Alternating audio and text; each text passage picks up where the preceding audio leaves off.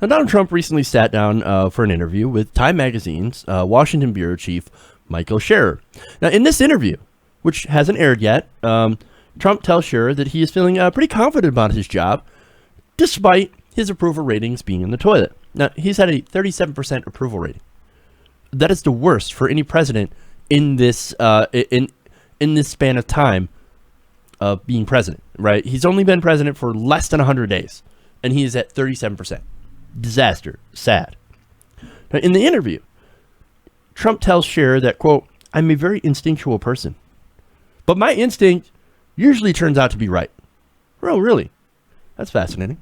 So, his instincts, huh? Well, let's talk about what he's been right about. So, he said that his inauguration was the biggest in history.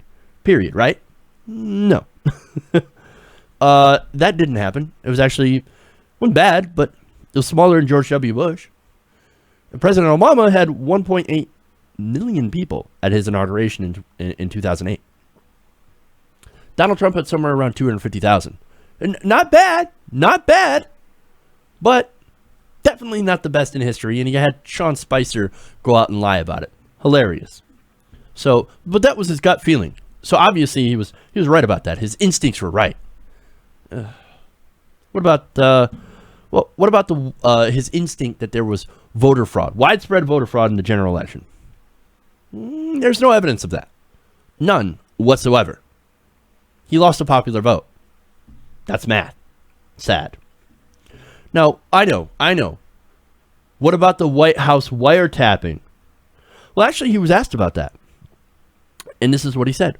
He told Scherer that, adding that he was unbothered by FBI Director James Comey's recent testimony to the House Intelligence Committee dismissing his claim of wiretapping, saying, quote, "Well, I know it happened. You know how? I have articles saying that it happened. I have articles. Since somebody wrote it, it must be true." Oh, my God. Child, man. Baby. Hey, Donald, just because you have an article from Breitbart doesn't mean that that article is true. Remember, not everything you read is actually true. Just saying. Well, now, remember, Donald Trump, he doesn't do a lot of reading, but he does watch 6 hours a day of television. Now, mostly he watches CNN and Fox News. Now, what he does read is, well, things like Breitbart. When aides slip in articles from Breitbart and InfoWars. After all, Breitbart, I mean, it kind of makes sense, right?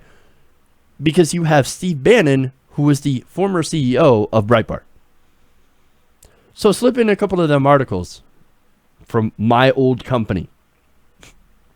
Now, what about where the wiretapping story came from? Well, that came from radio shouter Mark Levin.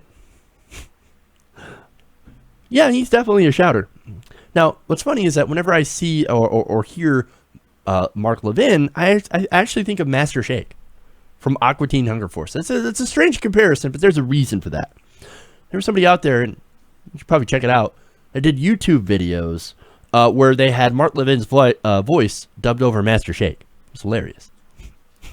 Master Levin is what it's called. Hilarious. But anyway, back to the article. And this is my favorite part. Toward the end of Scherer's roughly 20-minute phone call, Trump was apparently not happy with the implications of Scherer's line of questioning. And he said, quote, "I can't be doing so badly because I'm president and you're not." Oh my God. Child. Baby. Sad. Who's president? Who's the president? I'm the president. I must not be doing so bad because I'm president. You're not. Ha ha. He said this to a reporter. He wasn't running against the reporter.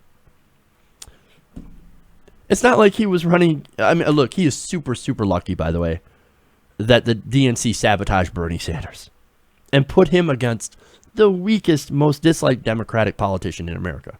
He is so fucking lucky. You know who's the most popular politician in America? It's not Trump. It's Bernie Sanders.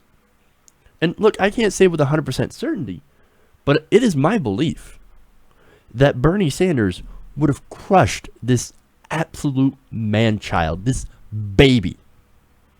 Hey everybody, thanks for watching this video. If you want to see more like this, please hit the subscribe button below. And if you want to support truly independent progressive media, please consider becoming a patron at patreon.com/TYTNation.